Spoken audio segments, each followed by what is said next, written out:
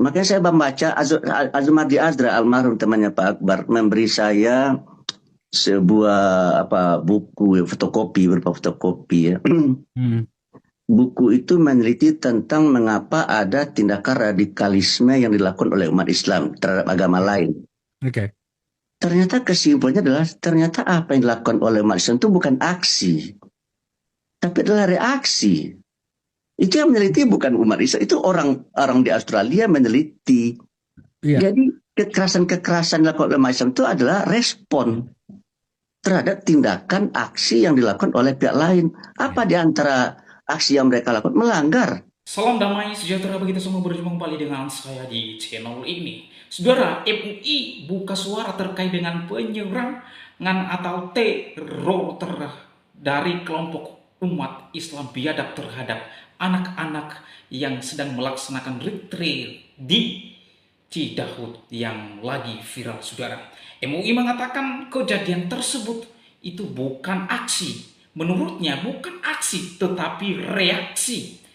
Karena tidak melapor 1 kali 24 jam, ya, tamu wajib melapor ungkapnya. Nah, halo Pak MUI, saya tantang Bapak turun di lapangan, mari kita akan cek semua masjid dan semua musola. Apakah ada izin? Kalau tidak ada izin, kita akan lakukan yang sama. Dibubarkan saja. Ya. Sekali lagi, tantangan kepada Bapak MUI, silakan turun di lapangan atau kapan, ya, hubungi saya akan datang turun di lapangan, kita akan cek, ya, masjid dan seluruh musola apakah ada. Karena Bapak mengatakan kejadian-kejadian tersebut, bahkan kejadian penyerangan terhadap anak-anak retreat kemarin adalah itu bukan aksi tetapi reaksi, ya. Sekali lagi, ayo Pak, kita turun di lapangan. Kita akan cek secara keseluruhan apakah masjid dan musola juga memiliki izin. Gereja sudah ada izin pun mereka para intoleransi manusia biadab ini, mereka membubarkan, mereka mengusir, mereka demo, ya. Padahal izin pembangunan ibadah gereja tersebut sudah dikantong dan sudah ada. Apakah itu reaksi Pak MUI? Bukankah itu aksi? Oleh karenanya mari kita akan melihat narasi-narasi Bapak MUI terkait dengan hal ini. Kan begini ya, di RT itu ada sebuah pengumuman tamu, ya, kalau masuk ke RT itu harus lapor kan gitu ya. Iya. Jadi sebelum terjadi masalah, ya mereka lapor dulu gitu. Ya kalau udah lapor tentu akan diketahui apa yang akan mereka lakukan, sehingga segala hal yang mungkin terjadi yang tidak kita inginkan bisa diminimalisir. Kalau kesan saya mereka nggak lapor. Itu sehingga akhirnya tidak bisa lakukan tindakan preventif. Kok lapor? Ya sebelum terjadi masalah kan kalau seandainya ada perbedaan kan diselesaikan dulu kan gitu ya. Nah, cuma kan mereka lakukan itu, mereka langsung aja tiba-tiba beribadah bersama-sama gitu kan ya. Saya rasa tidak ada orang Islam yang melarang orang lain beribadah, tidak ada. Cuma kalau seandainya mereka beribadah bersama-sama di suatu tempat, nah itu memang perlu dibicarakan. Tidak hanya orang Islam itu, orang non-Islam pun juga membicarakan. Itu orang di Bali ya. Masa di hari Nyepi saya tidak boleh berjalan? Jangankan saya, pesawat pun tidak boleh mendarat kan gitu ya. Itu makanya kita harus meyakini juga, memahami juga keyakinan orang gitu kan, dan orang pun juga harus memahami keyakinan. Itu yang kita harapkan supaya tumbuh. Apa yang langkah-langkah yang harus kita tempuh di antaranya? Ya lapor gitu, beritahu gitu kan. Dan kalau saya dilapor dan diberitahu, saya rasa bisa diminimalisir masalah. Cuma kalau nggak dilapor dan diberitahu ya bisa tensinya meningkat itu. Dan tidak hanya orang Islam itu. Saya ber-WA dengan kawan-kawan dari NTT, dari Sulawesi Utara, dari Papua. Ya mereka juga mengalami hal yang sama juga gitu, diintimidasi, didiskriminasi juga oleh orang non-Islam itu. Cuma bedanya begini Pak Akbar. Ya. Kalau orang non-Islam yang didiskriminasi, yang merasa didiskriminasi ya, itu beritanya mendunia Pak Akbar. Kalau misalkan ada gereja dibakar, itu Eropa sama Amerika ribut itu ya. Tapi kalau masjid dibakar, Eropa dan Amerika diam itu. Saudi Arabia, Timur Tengah diam itu. Memang ada masjid dibakar di sini Pak ya? Nah, kita Ya, saya banyak mendapat itu di daerah apa, di daerah tertentu kemarin saya nggak usah sebut lah ya, dibakar itu, tapi tidak ada beritanya ke muncul di media. Coba yang gitu. Ya, Boleh saya bicara? ya, silakan. Masjidnya untuk Saya pikir kalau membuat pesta diskotik mengganggu suara tetangga boleh izin. Ini kan cuma keagamaan aja. Kok harus birokrasi ini berat? Kita ini sebagai WNI kok seperti, maaf ya, kok terlalu yang maaf yang Kalau bagi saya nggak masalah mau melakukan ibadah asal diberitahu aja gitu ya, dikomunikasikan kan. Beribadah itu harus dilindungi oleh negara. Tetapi kalau ibadah dilakukan bersama-sama ya, berarti kita melakukan ibadah di ruang publik. Kalau kita melakukan ibadah di ruang publik itu menyangkut orang banyak.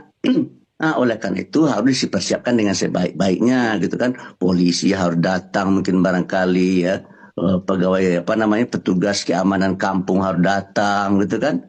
Sehingga kita lihat kalau bisa ya mereka beribadah dikawal oleh agama lain kan begitu, karena kalau udah ada understanding, kalau udah ada pengertian kan. Gini, tapi kalau seandainya mereka hanya disuruh apa, setelah masalah baru diminta turun ya nggak selesai masalahnya gitu. Makanya saya membaca Azumadi Azra almarhum temannya Pak Akbar memberi saya sebuah buku fotokopi, berupa fotokopi ya.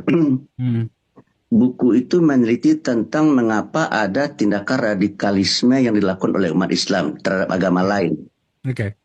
Ternyata kesimpulannya adalah ternyata apa yang dilakukan oleh umat Islam itu bukan aksi, tapi adalah reaksi. Itu yang meneliti bukan umat Islam, itu orang di Australia meneliti. Jadi kekerasan-kekerasan dilakukan oleh umat Islam itu adalah respon terhadap tindakan aksi yang dilakukan oleh pihak lain. Apa di antara aksi yang mereka lakukan? Melanggar SKB 2 Menteri misalkan, contohnya begini Pak Akbar ya. Nah, cuma kalau kita bicara tentang kemiskinan keterbelakangan di negeri ini kan juga terjadi ketidakadilan nih kan. Suku tertentu majunya luar biasa, hidup nikmatnya luar biasa, sementara yang lain-lain bagaimana? Dan ini juga memicu Pak, agama tertentu banyak dihuni oleh orang-orang yang sangat-sangat mendapat fasilitas dari negara, kan bisa kecemburuan juga itu. Oleh karena itu bagi saya ya tolonglah pemerintah ya berbuat fair ya, memberikan kesempatan yang sama ya.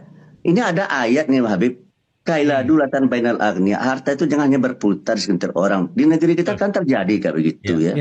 Jadi saya melihat ya kalau ada rasa ketakutan kepada agama non-Islam itu ada hubungan dengan kekuatan ekonomi yang mereka miliki. Itu bagus itu.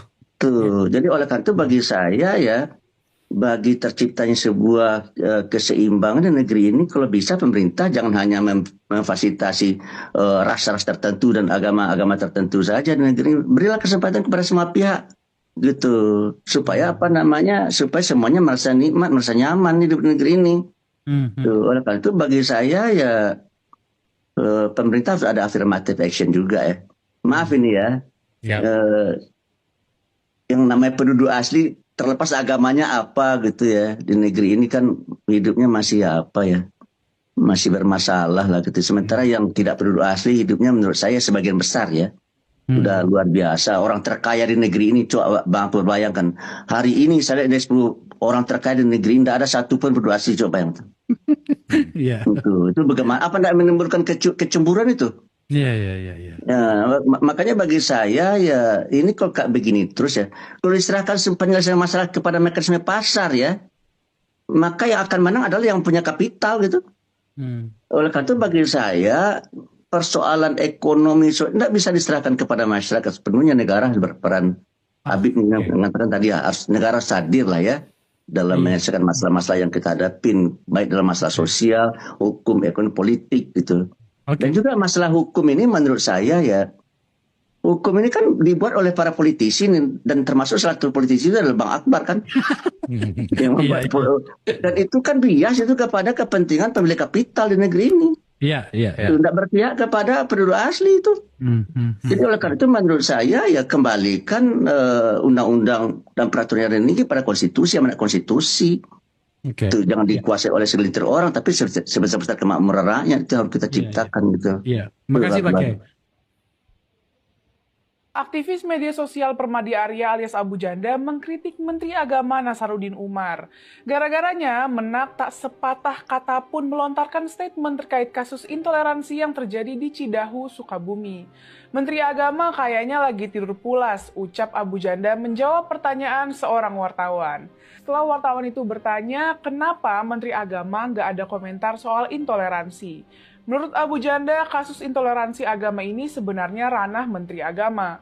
Karena itu seharusnya dia hadir sebagai mediator, regulator, dan penengah. Kasus di Sukabumi adalah gesekan antar umat beragama, antara umat Islam dan Kristen. Seharusnya Menteri Agama yang paling bertanggung jawab untuk jadi mediator, ucap Abu Janda. Tapi itu nggak dilakuin sama sekali, malah yang kita lihat hadir adalah Kementerian Hak Asasi Manusia, tambahnya. Pak Nasaruddin masih tidur pulas, mungkin belum bangun, sindirnya lagi.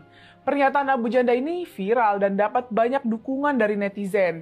Loh, Indonesia ada Menteri Agama tah? Tulis seorang netizen. Menteri Agama yang mana ye? Tulis netizen lain ikut nyindir. Kementerian 6 Agama no, Kementerian 1 Agama yes, tulis yang lain. Komentar-komentar itu nunjukin kalau publik kesel sama sikap diam 1000 bahasa Pak Menteri. Di media cetak maupun elektronik gak pernah kita dengar pernyataannya terkait kasus itu. Dia seperti pura-pura gak tahu atau malah menghindar total untuk ikut bicara terkait masalah itu. Apa mungkin karena korbannya umat Kristen, makanya nggak keluar statement apapun. Lumrah kalau akhirnya masyarakat ngasih Pak Nasar dengan cap Menteri Satu Agama. Julukan itu bukan asal jeplak, tapi muncul karena banyak jejak ucapan kebijakan sama gestur beliau yang kelihatan condong ke satu agama tertentu aja. Contohnya pada Desember 2024, Pak Menteri pernah bilang di kawasan elit Jakarta dari Sudirman sampai Pantai Indah Kapuk gak ada masjid megah yang berdiri. Pernyataan itu diprotes banyak pihak karena kesannya terlalu fokus urus pembangunan masjid, padahal umat agama lain juga punya hak atas fasilitas ibadah. Komentar kayak gitu dianggap kurang sensitif sama realitas pluralisme di Indonesia. Selain itu, tiap pidato beliau selalu nyerempet soal penguatan fungsi masjid. Dia juga sering menegaskan peran umat Islam sebagai mayoritas dalam pembangunan bangsa.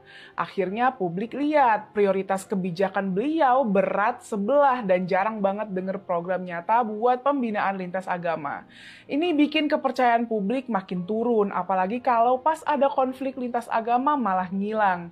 Ini sangat disayangkan sekali. Padahal publik semula berharap banyak kepada Pak Nasar. Sebelum menjawab sebagai menteri, Pak Nasar dikenal sebagai sosok yang pluralis dan penuh toleransi. Masih ingat dalam ingatan kita, Pak Nasar dengan terbuka menerima dan mengajak Paus Fransiskus datang ke Masjid Istiqlal.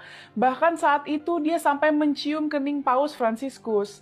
Dalam berbagai kesempatan sebelum jadi menteri, dia sering menyampaikan gagasan tentang pluralisme. Menurutnya pluralisme adalah modal penting bagi Indonesia bahkan untuk bersaing di kancah internasional. Saat sudah menjadi menteri, sikapnya seperti berubah. Gagasannya terkait pluralisme dan toleransi seperti hilang. Yuk Pak Menteri bangun dari tidurnya.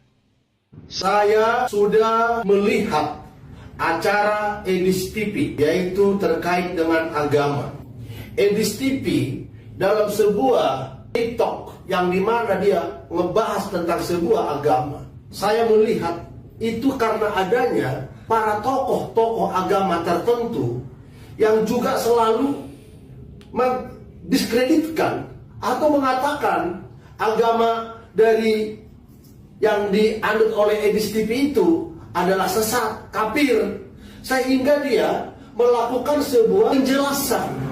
Namun untuk sebuah negara kesatuan Republik Indonesia, negara Pancasila, ini kalau tidak segera disikapi oleh pemerintah, ini sangat bahaya menurut saya.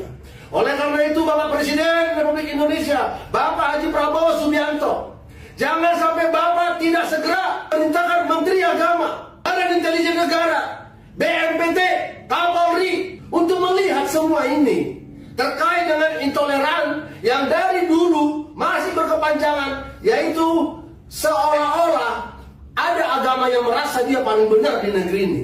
Saya minta semua kita Indonesia harus menyadari bahwa Presiden Prabowo Subianto menang bukan karena politik agama tertentu, tapi karena nasional, tapi karena negarawan, karena memang didukung oleh rakyat Indonesia, di mana ridha dari Tuhan yang Maha Kuasa. Jadi saya minta kepada Bapak Presiden Republik Indonesia, di mana saya sekarang ini hendak pulang ke kediaman saya, karena seharian saya sudah bekerja. Di kantor ini berdatangan terus orang minta bantuan hukum, beda dengan agama saya, tapi saya bela terus. Saya minta Pak Presiden supaya diperintahkan menteri yang terkait dengan agama, supaya betul-betul diselesaikan persoalan intoleran. Nggak boleh ada yang merasa dia paling hebat. Zaman raja-raja tidak ada intoleran. Zaman raja-raja, Raja Mataram, Raja Siliwangi, Raja Majapahit, nggak ada yang namanya intoleran. Damai semuanya. Ini udah jelas-jelas dibuat di Indonesia, negara hukum, negara Pancasila. Kok persoalan agama mulu? Ini diduga karena adanya guru-guru, pengajar-pengajar, penceramah-penceramah yang diduga mebalelo. Ya, dalam arti mebalelo tidak menjelaskan tentang kepancasilaan. Ini tidak boleh ya diduga agama-agama tertentu. Ya, saya tidak bilang merek agama. Saya minta Indonesia harus luput dari sebuah persoalan intoleran. Demikian saya sampaikan dari tempat ini. Terima kasih. Salam saudara-saudara, baru saja kita menonton tadi videonya. Kita sudah mendengarkan tadi tanggapan dari seorang MUI, Majelis Ulama Indonesia, terkait tentang pembubaran ibadah yang sering sekali terjadi di negara kita Kesatuan Republik Indonesia. Seorang MUI seharusnya bukan berpihak kepada satu agama, karena seorang MUI ini adalah ulama, tentunya bagi seluruh Indonesia, bukan hanya bagi satu agama, tetapi bagi seluruh agama yang ada di Indonesia. Artinya, janganlah membela satu agama, karena jelas-jelas di situ kita melihat apa yang dilakukan oleh intoleran yang ada di Cidahu itu bukanlah reaksi, tapi itu adalah aksi, karena memang mereka benci kepada kekristenan. Bahkan mereka sangat benci ketika mereka melihat salib. Mereka menganggap agama mereka adalah agama yang paling benar, dengan cara membenci, merusak, mengganggu agama orang lain. Nah, kita tahu di negara kita Kesatuan Republik Indonesia adalah negara hukum. Kita diberi hak kebebasan untuk menjalankan ibadah kita menurut agama dan kepercayaan kita masing-masing. Seperti yang disampaikan oleh MUI tadi, bahwa apa yang mereka lakukan itu adalah reaksi, bukan aksi. Kalau itu adalah reaksi, ya, kenapa begitu barbar yang mereka lakukan? Bukankah mereka seharusnya bisa konfirmasi, membicarakan dengan baik kalau memang itu adalah reaksi? Kenapa perlakuan mereka begitu barbar? Nah, inilah yang saya katakan, ini bukan reaksi, tetapi ini adalah aksi yang ditujukan kepada orang-orang Kristen karena kebencian mereka terhadap agama orang lain. Nah, ini jelas, ya. Jadi sebagai MUI sebenarnya dalam hal ini tidak membangkitkan ya perkataan yang seperti itu, seolah-olah ya pelaku intoleran ini nanti merasa apa yang mereka lakukan itu adalah benar, apa yang mereka lakukan itu adalah tidak salah. Nah, jadi kita perlu tanggapi ya perkataan apa yang disampaikan oleh MUI ini. Ya, ini saya rasa sangat begitu berpihak kepada agama Islam. Ya, ini tidak boleh. Kita harus ingat di negara kita Kesatuan Republik Indonesia, kita bukan hanya ada satu agama, tetapi beragam-ragam agama dan beragam-ragam suku. Kita harus adil. Dan yang namanya pelaku intoleran, mereka adalah musuh Indonesia dan mereka harus mendapatkan konsekuensi sesuai dengan perbuatan mereka. Yang pertama, karena mereka mengambil hak orang lain untuk menjalankan ibadahnya. Yang kedua, mereka tidak memiliki peri kemanusiaan. Orang-orang yang ada di sana adalah anak-anak. Tentunya mereka takut dan trauma melakukan retreat yang ada di sana. Nah, teman-teman, kiranya video ini boleh memberikan bagi kita informasi penting. Jangan lupa di like, komen, subscribe, dan juga share video ini agar video ini tidak dilupakan begitu saja, agar pemerintah bertindak. Tuhan memberkati kita semua.